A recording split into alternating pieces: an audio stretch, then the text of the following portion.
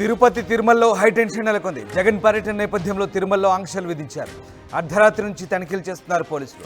జగన్ రాకతో సీమ జిల్లాల నుంచి తిరుపతికి వైసీపీ శ్రేణులు తరలిరానున్నాయి. వైసీపీ నేతలను వెళ్లకుండా పోలీసులు కట్టడి చేస్తున్నారు. ఇక కడప సరిహద్దులో భారీగా పోలీసులు తనిఖీలు చేస్తున్నారు. తిరుపతి జిల్లాలో పోలీస్ యాక్ట్ 30 విధించారు. ఇక నిరసనలు, ర్యాలీలు, సభలకు ముందస్తు అనుమతి తప్పనిసరి అంటున్నారు జిల్లా ఎస్పీ. ఇప్పటికే లడ్డూ వివాదంపై పొలిటికల్ హిట్ కొనసాగుతుంది. ఇటు కూటమి ఆరోపణలకు కౌంటర్గా జగన్ తిరుమల టూర్ చేస్తున్నారు.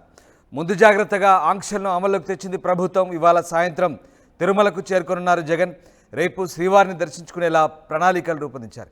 ఈ నేపథ్యంలో జగన్ టూర్ నేపథ్యంలో భారీగా పోలీసులు బందోబస్తు ఏర్పాటు చేశారు. ఇప్పటికే వైసీపీ శ్రేణులు తిరుమల చేరుకునే ప్రయత్నం చేసింది. అయితే ఎక్కడికక్కడ పోలీసులు వారిని అడ్డుకుంటున్న పరిస్థితి కనబడుతోంది.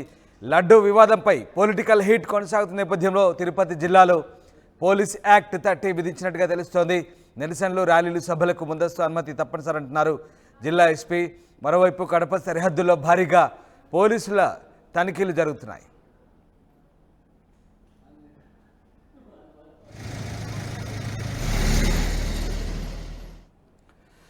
జగన్ రాకతో సీమ జిల్లాల నుంచి తిరుపతికి వైసీపీ శ్రేణులు భారీగా తరలి వస్తాయన్న నేపథ్యంలో వైసీపీ నేతలను పోలీసులు కట్టడి చేస్తున్నారు. ఇటు కడప సరిహద్దులో భారీగా పోలీసులు తనిఖీ చేస్తున్నారు. మా కరెస్పాండెంట్ కిషోర్ జైన్ అవుతున్నారు. కిషోర్, ముఖ్యంగా కడప సరిహద్దుల్లో భారీగా పోలీసులు తనిఖీలు చేస్తున్నట్టుగా తెలుస్తోంది. ఇక జగన్ పర్యటన నేపథ్యంలో ఎట్లాంటి ఆంక్షలు కొనసాగుతున్నాయి? తిరుమలలో హైటెన్షన్ వాతావరణమే ఈరోజు సాయంత్రం తిరుమలకు వైఎస్ జగన్మోహన్ రెడ్డి చేరుతున్నారు. ఈ క్రమంలో కూడా ఇక్కడ నిరసన వ్యక్తం చేస్తున్నటువంటి భావనతో కూడా రాష్ట్ర ప్రభుత్వం ఇప్పటికే తిరుపతి జిల్లా వ్యాప్తంగా కూడా 30 యాక్ట్ అమల్లోకి తెచ్చింది. అందులో భాగంగానే ఏదైతే సభలు, సమావేశాలు, అదేవిధంగా నిషేధం అంటూ కూడా ర్యాలీలు కూడా నిషేధం అంటూ 10 మంది గురించున్నా కూడా చర్యలు తప్పవని హెచ్చరికలు జారీ చేస్తున్నట్లయితే ఈ నేపథ్యంలో ఒక్కసారిగా ఈరోజు సాయంత్రం జగన్ చేరుకునే అవకాశాలు ఉన్నాయి. ఈ నేపథ్యంలో కూడా అటు కడప జిల్లాతో పాటు అన్నమయ్య జిల్లా, అదేవిధంగా తిరుపతి, చిత్తూరు, తర్వాత నెల్లూరు వంటి ప్రాంతాల నుంచి కూడా పెద్ద ఎత్తున వైసీపీ శ్రేణులు తిరుపతికి చేరుకునే అవకాశాలు లేకపోలేనటువంటి భావన అటు వ్యక్తమవుతున్న పరిస్థితి. ఆ నేపథ్యంలోనే ఇప్పటికే జిల్లా పోలీసు అధికారులు కూడా ఇప్పటికే అప్రమత్తమయ్యారు. అందులో భాగంగానే ఎక్కడికక్కడ సరిహద్దు ప్రాంతాలు కావచ్చు, అదేవిధంగా ఒంటిమిట్ట, రాజంపేట, రైల్వే రోడ్డు, అదేవిధంగా అన్నమయ్య జిల్లా నుంచి అటు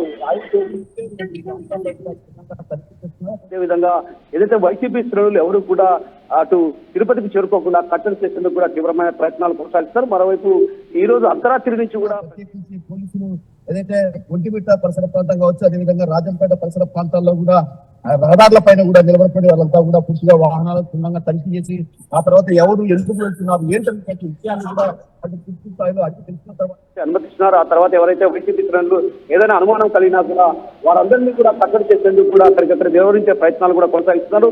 మరోవైపు ఏదైతే మాజీ సీఎం సొంత జిల్లా కడప జిల్లా కావడంతో కడప జిల్లా నుంచి కూడా పెద్ద ఎత్తున వైసీపీ శ్రేణులు వెళ్లాలన్నటువంటి భావన కూడా వ్యక్తం చేశారు. ఆ క్రమంలోనే అటు ఇప్పటికే పోలీసులకు కూడా ముందస్తు సమాచారం అనేది ఏదైతే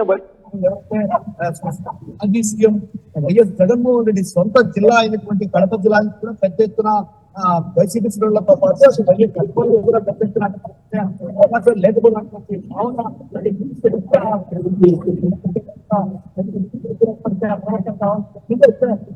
లడ్డు మహాప్రసాదం ఈ అంశం పైన కూడా అటు వివాదం ముదిరి పాకాన పడినటువంటి పరిస్థితి.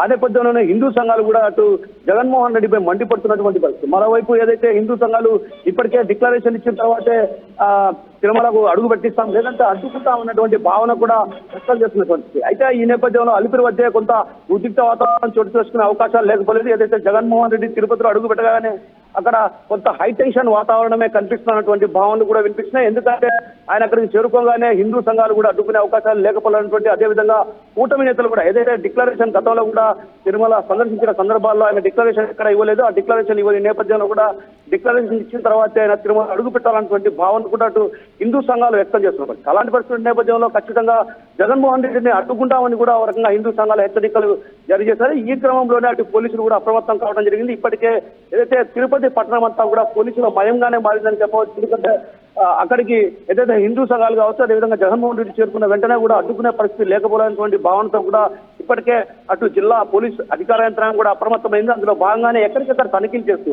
ఏదైతే వైసీపీ ఎక్కడికి కట్టడి చేసింది, ఎక్కడి వారిని అక్కడ కట్టడి చేసింది కూడా తీవ్రమైన ప్రయత్నాలు కొనసాగిస్తున్నారు.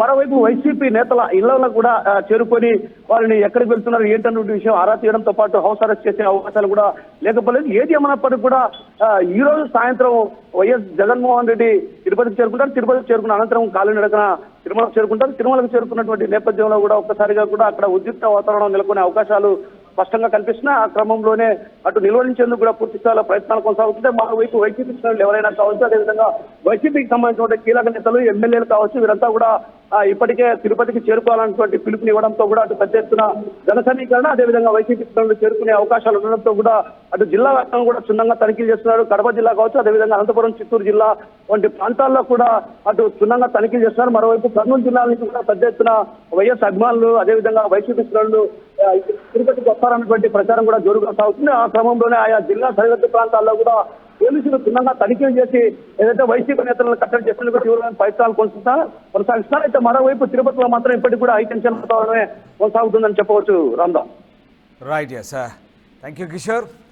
తిరుపతి తిరుమలలో అయితే హైటెన్షన్ కొనసాగుతుంది. జగన్ పర్యటన నేపథ్యంలో తిరుమలలో ఆంక్షలు విధించారు.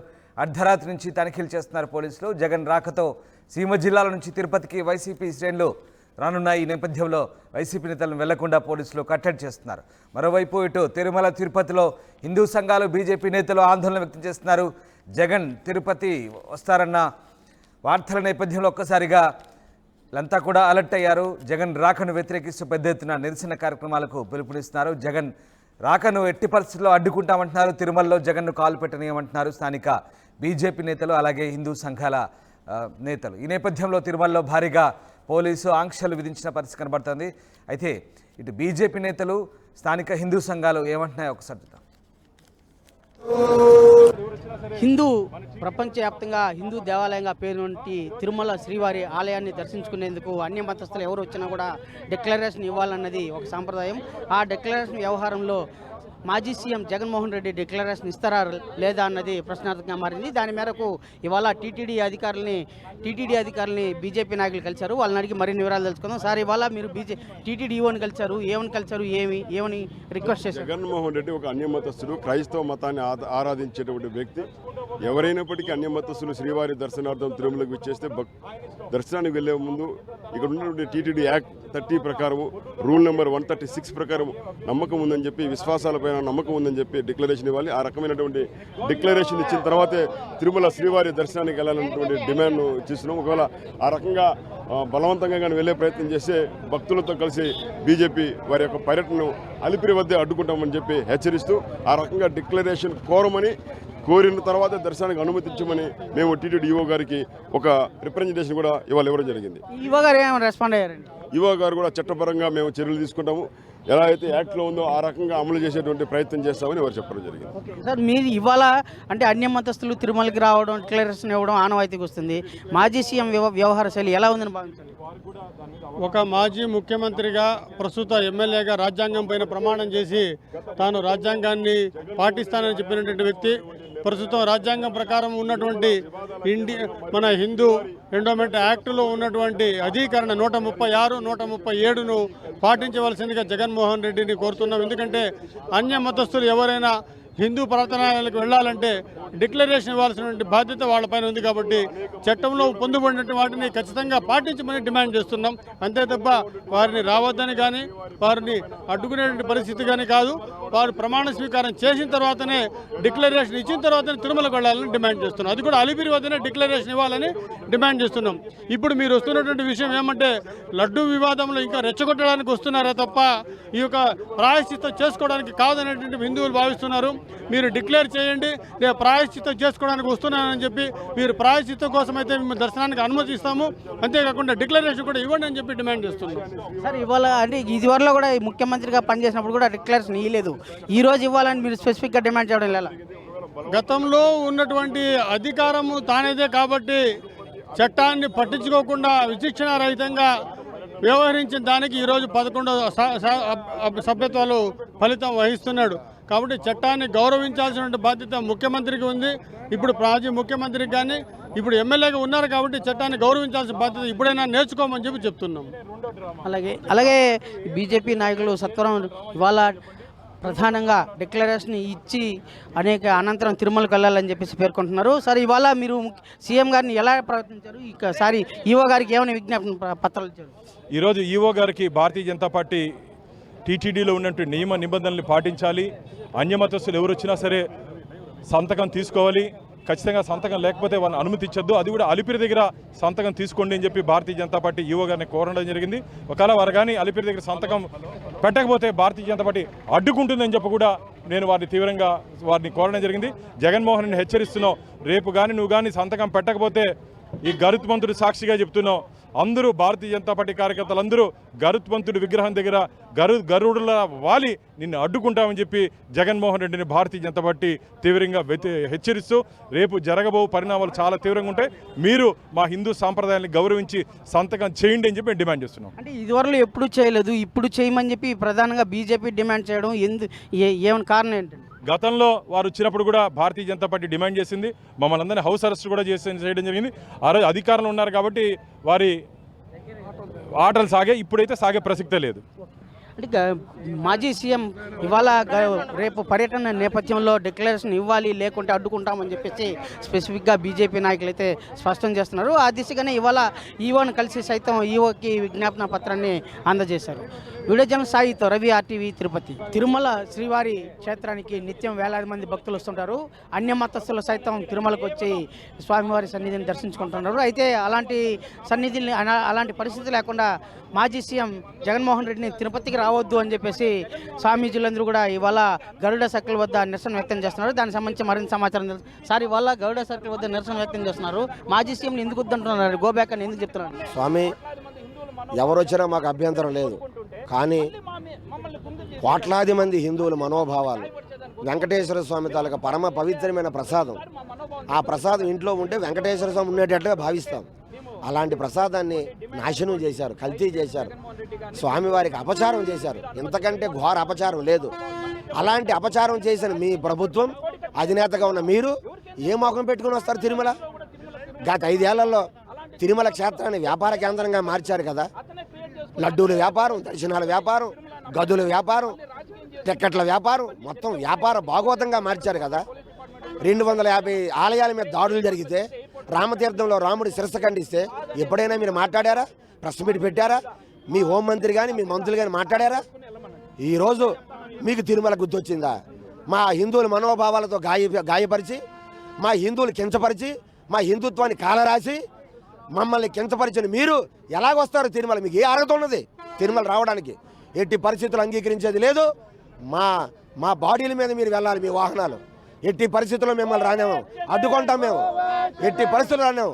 హిందూ ధర్మాన్ని, హిందుత్వాన్ని కించపరిచే మీలాంటి వారికి ఎట్టి పరిస్థితుల్లో తిరుమలలో అడుగుపెట్టే అర్హత లేదు. మీకు ఎటువంటి అర్హత లేదు. దయచేసి వెనక్కి వెళ్ళిపోవాలి తప్ప, ముందుకొస్తే తప్ప హిందూ సమాజం చూస్తూ ఊరుకోవడానికి సిద్ధంగా లేదని హెచ్చరిస్తున్నామండి మేము. అలాగే విహెచ్పి నాయకులు సైతం ఇవాళ నిరసన వ్యక్తం చేస్తున్నారు. వారిని అడిగి తెలుసుకున్నాం. సార్, ఇవాళ జగన్మోహన్ రెడ్డి పర్యటన ఎందుకు అడ్డుకుంటున్నారు? గో బ్యాక్ అని ఎందుకు నినాదిస్తున్నారు?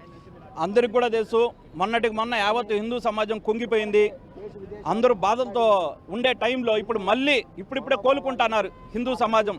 పవిత్రమైన లడ్డూ ప్రసాదంలో ఏదైతే పంది కొవ్వు కానీ, ఎద్దు మాంసం కానీ, లేకపోతే చేప నూనె కానీ ఇవన్నీ కలిపినాయి. ఇవన్నీ కూడా ల్యాబ్ రిపోర్ట్లో ఆధారాలు వచ్చింది. నిన్నే ఈస్ట్ పోలీస్ స్టేషన్లో ఎఫ్ఐఆర్ కూడా ఏఆర్ డైరీ మీద నమోదు చేశారు. ఇవంతా కుట్రకి కారకులు ముఖ్యమంత్రి అయితే కానీ, చైర్మన్లు అయితేనే ఇవన్నీ ఉన్నాయి. కాబట్టి ఇలాంటి సమయంలో తిరుమలకి రాజకీయం చేసేదానికి, లేదా కోడికత్తిలాగా ఇంకొక ట్రిక్ చేసేదానికో, ప్రశాంతమైన తిరుమలలో అలజడి సృష్టించేదానికో ఈరోజు జగన్మోహన్ రెడ్డి గారు వస్తున్నారు. ఆయన పక్కా క్రైస్తవుడు, ఆ విషయం అందరికీ తెలుసు. ఆయన హిందువు అంటే మేము ఈరోజు అలో చేసి ఉంటాం. ఆయన హిందువు కాదు, ఆయన క్రైస్తవుడు. నిత్యం బైబిల్ చదువుతానని ఎన్నో వీడియోల్లో కూడా చెప్పడం జరిగింది. అలాంటి వ్యక్తి ఈరోజు తిరుమలకి రాకూడదు అనేసి మేము అడగడంలో ఎటువంటి తప్పు లేదు. ఈ కూటమి ప్రభుత్వాన్ని కూడా మేము ఒకటే చేస్తాం, ప్రశాంతమైన తిరుపతిలో దయచేసి అలజడి సృష్టించేటువంటి వ్యక్తుల్ని రానియద్దండి. అతను ఒక క్రైస్తవుడు, డిక్లరేషన్ ఇచ్చి దానికి కూడా మేము అంగీకరించము. ఈరోజు కోట్లాది మంది హిందువుల మనసులను గాయపరిచి, బాధపడే విధంగా, కుంగిపోయే విధంగా చేస్తే ఇప్పుడు మళ్ళీ అలాంటి వ్యక్తి మళ్ళీ వస్తానంటే మేము ఎలా రానిస్తాం? ఈరోజు వస్తే మాత్రం ఖచ్చితంగా కోట్లాది మంది హిందువులు మనోభావాలు దెబ్బతింటాయి. ప్రతిరోజు కొండ మీద 1,00,000 మంది భక్తులు ఉంటారు. ఆ 1,00,000 మంది భక్తుల్లో 100 మంది మాలాంటి వాళ్ళు ఉండి అతన్ని కొట్టి లేదా అతనే సృష్టించి కోడికత్తిలాగా అతనే గీకించుకొని ఏమన్నా చేస్తాడు. మళ్ళీ ఆ నిండా వచ్చేసి టీడీపీ ప్రభుత్వం మీద వేస్తాడు. ఇది వాళ్ళకి వెన్నతో పెట్టిన విద్య కాబట్టి దయచేసి అలాంటి వ్యక్తులను రానిద్దండి. రానిస్తే మాత్రం మా సవాల్ మీద పోవాల్సిందే అనేసి కూడా తెలియజేస్తున్నాం. ఇది ఇవాళ రాష్ట్రంలో మరోమారు తిరుమలలో అల్లజడి సృష్టించేందుకు జగన్మోహన్ రెడ్డి పథకం పన్నారు. ఆ పథకంలో భాగంగానే రేపు తిరుమల వస్తున్నారని చెప్పేసి పేర్కొంటున్నారు. కాబట్టి ప్రశాంతమైన తిరుమల వాతావరణాన్ని ప్రశాంతత నెలకొల్పాలంటే తిరుమలకు జగన్ పర్యటన రావద్దని చెప్పేసి పదే పదే సాధు పొంగవులు అలాగే విహెచ్పి నాయకులు సైతం విజ్ఞప్తి చేస్తున్నారు. వీడియో జర్నలిస్ట్ సాయితో రవి, RTV, తిరుపతి.